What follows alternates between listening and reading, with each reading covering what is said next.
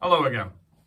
My name's Will. This is part 2 of a series of videos ourselves at Quell have put together in relation to workplace violence.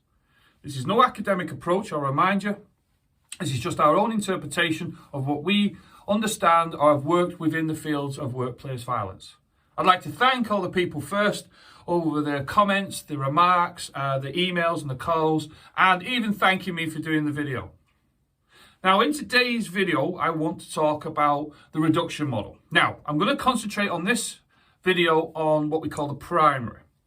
Now, I look at the primary like this. Prevention is better than the cure. It's methods and systems that we put in place to reduce the risk of workplace violence.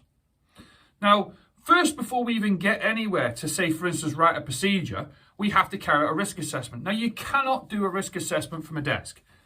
People say to me, well, I have to go out, do I? Yes, you do. You have to go on the ground. You have to speak to people. You have to experience it. When I carry them out, when I write procedures for organisations, and I've written many over the years, I always go out, meet the staff. I spend time on the ground with the staff. I go out with an enforcement officer. I work in retail. I work in hospitality.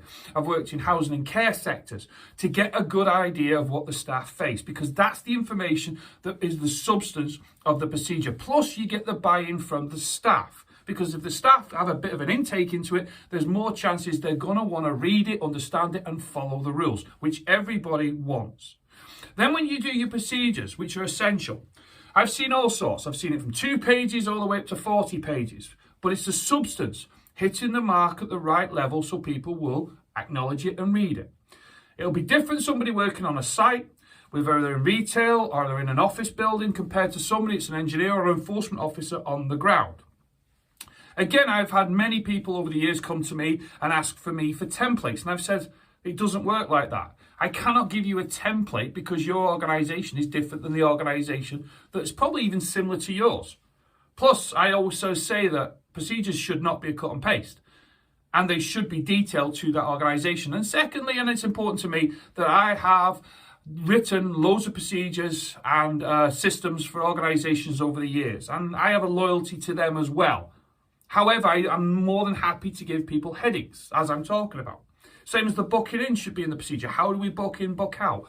How is it maintained? How is it checked? Is it on a shared calendar? Is it on a board? Is it actually checked and maintained? I.e., do we actually look at it every now and again and just do a spot check? And that's just to protect the staff. It's not to check on them as a big brother. It's more importantly as when staff have finished work, have they safely got home? Then we look at emergency contacts. Who do we call in the event of an emergency? I've had incidents where staff have said to me they've waited 2 weeks to report something because the manager was off. So who do they call? Secondly, on the report and recording side, which I think is very important, and sometimes it's not that it's necessarily left to the side, it's just forgotten about, or some people just don't use it. Sometimes people don't report and record things. It's because they've done it in the past and they've not been acknowledged. One thing I've said to managers and directors and boards over the years is, look, if you don't acknowledge when your staff put a report or recorded of an incident, they will not do it next time. Or don't want to do it next time. Although they'll make an excuse not to do it next time.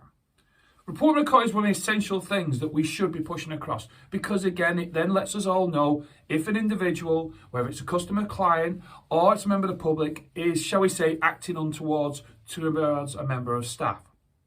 Then we look at PPE.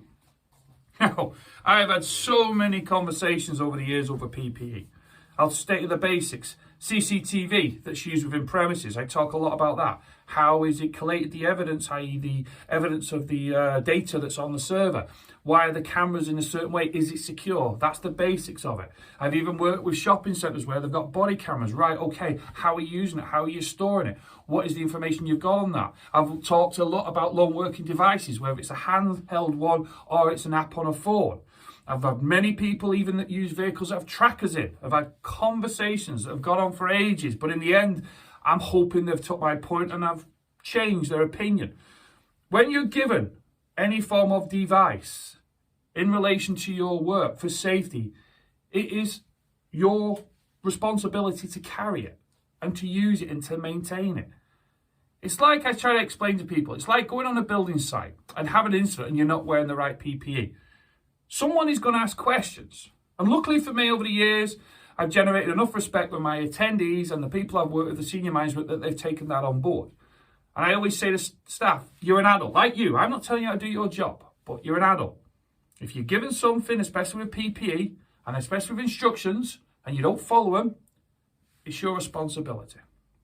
And the last thing I'd like you to think about. Now, in the last session, I said the word desensitize. I asked you to think about it. Are you or the organisation, or possibly individuals, maybe slightly desensitized? On this, I'd like you to think of something else. I'd like you to think of the what if. Now, what is the what if? Well, when you sit there and just think of it like this. What if something happened to a member of staff? What would you do? Or if you're that member of staff, what would you do? Not being funny. Sit down and think to yourself, well, if I had a member of staff, well, we could do this, this, this, and this. And if you're confident, happy days. But have a think to yourself on that. And then on the side, like lone working, what would you do if a staff member went missing? You can't find them. What would you do? I'm not being funny, but it's a very serious thing when you think about it. See, a lot of us rely on mobile phones. We do. A lot of us rely too much on mobile phones sometimes.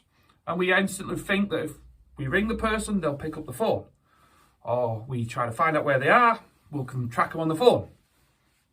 It's pretty difficult, believe it or not, but I'll let you decide.